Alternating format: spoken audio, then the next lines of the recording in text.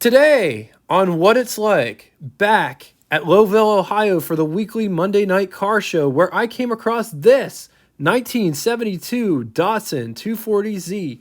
But before getting into all of that, I'm Jay. Welcome to What It's Like. This channel, we cover the classics, vintage, some exotics, lots of orphan cars, and cars that are off the beaten path. If that sounds of interest to you, subscribe, hit the bell icon next to it to never miss a video. Real quick, if you'd like to get in touch with me, leave a comment in the comment section. I read every comment posted, and I say that not for self-promotion. I say that because this channel is different than other channels out there. Other channels out there, sometimes you'll never ever get a response. It's like you're talking to a wall. This channel is not like that. You will get a response, and a response will be from me. Not a computer, not a secretary, not a computer bot. The other way is we made a Facebook group that correlates with this YouTube channel. There is no obligation to join, just simply saying that it's a thing and it's out there. The best thing about the Facebook group is it gives you the opportunity to share your stories, experiences, as well as rides on there. And listen, I'm not a jerk, so if you have a YouTube channel, feel free to post the links on there. If you're interested, the link to the Facebook group will be in the description. Let's talk Datsun. 1972 Datsun lineup consisted of the Datsun 510, Bluebird, Cherry, B110, Sunny, 1200 Coupe, 1200 Wagon, Truck, 240Z. It's also important to note the 240Z wasn't Datsun's first attempt at making a sports or sporty car for the US market. 1600 2000 Roadster came before this, which was also known as the Fair Lady. It's hard to believe that the original production run started in 1931. From 1958 to 1986, Datsun was Nissan's export brand.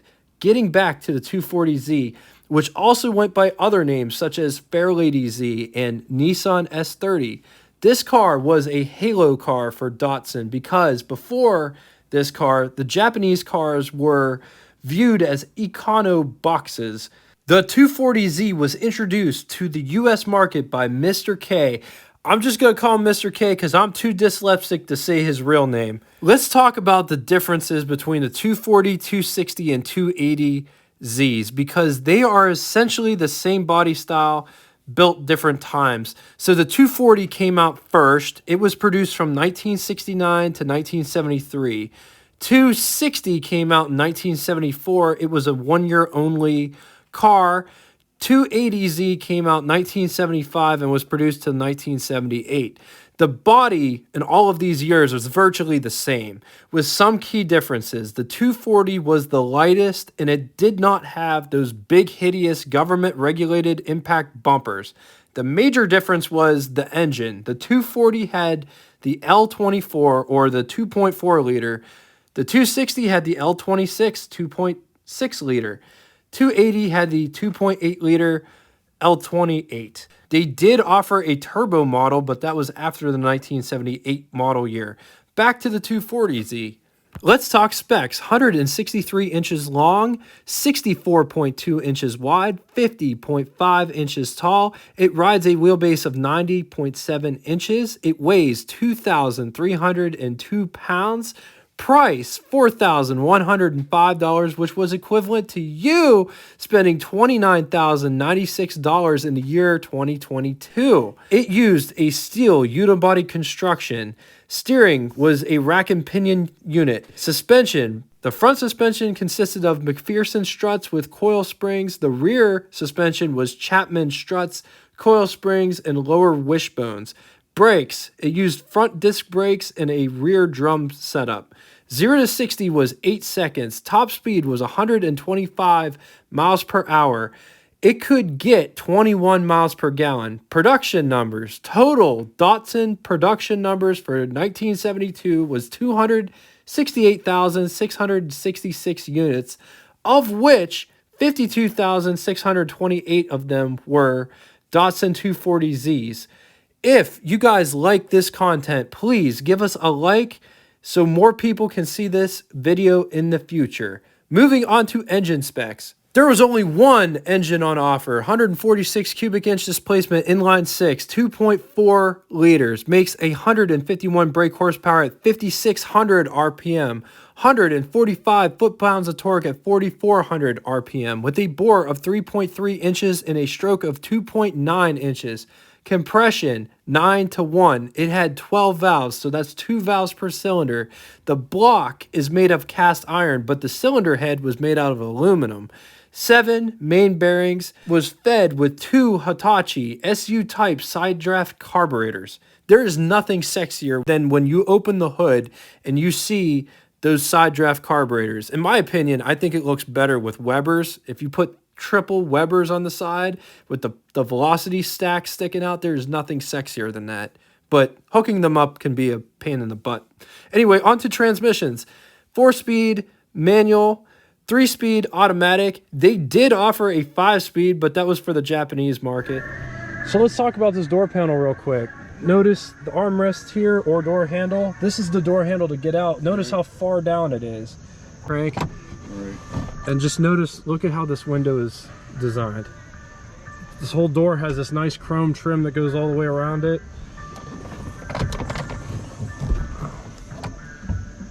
Look at getting into this. Look at how far down this goes, how tubbed out this is.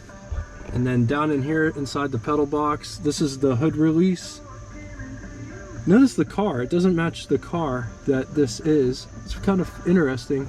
This is clutch, brake, gas pedal. On to the button switches and knobs. 2 deep pods that sit directly in front of the driver. The one on the left-hand side has a speedometer as well as trip at the top, odometer at the bottom. Notice 160 mile per hour speedometer. In the other pod, the tachometer, notice the 7,000 RPM red line. Bottom left corner is a cigarette lighter. The rest of the gauges are in the center. Temperature, oil, battery, fuel. Last pod has a clock. Just below that in the center, there's a vent, then the climate controls, and then the radio. This one was equipped with the 4-speed standard shift transmission. Okay, so this is the part of the video where I usually show the first-person look over the hood, as well as myself inside the car, as well as the crotch view, the glove box test. All of that, for whatever reason, didn't record. I record all of this with a GoPro in the inside section part. And if you know GoPros, sometimes they like to not record when you hit the button. This is the very first time it's ever happened to me. 105 or whatever, however many episodes in we are. And this is the first time it's ever done it to me. So I'm totally sorry. We will hit this car again soon if I can find one. They're very hard to find around here. But let's just look at this picture of the over the hood perception.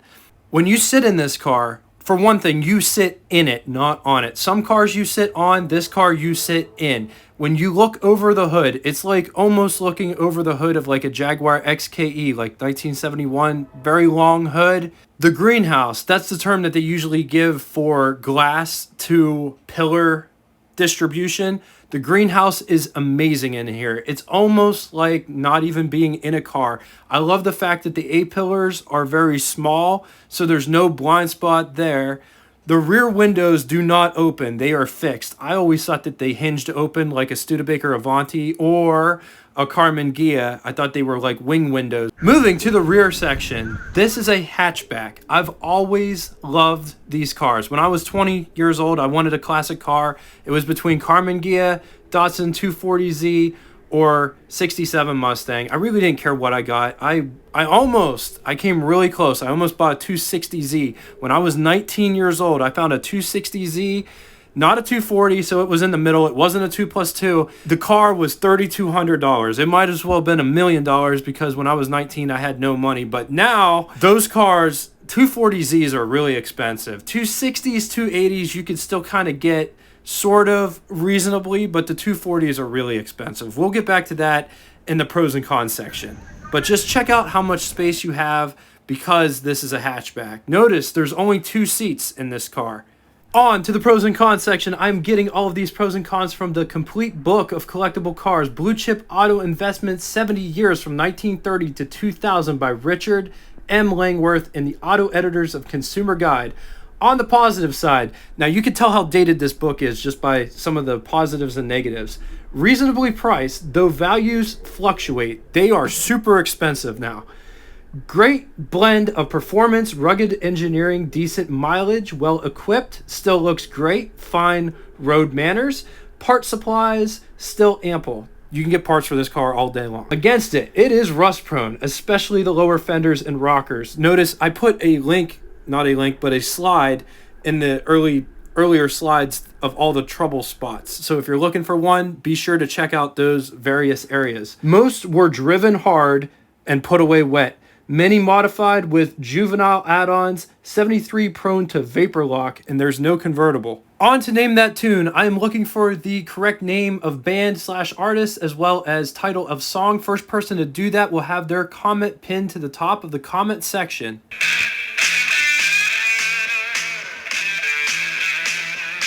Thank you all so much for coming out and watching this. I really appreciate all the support. And until next time, toodaloo!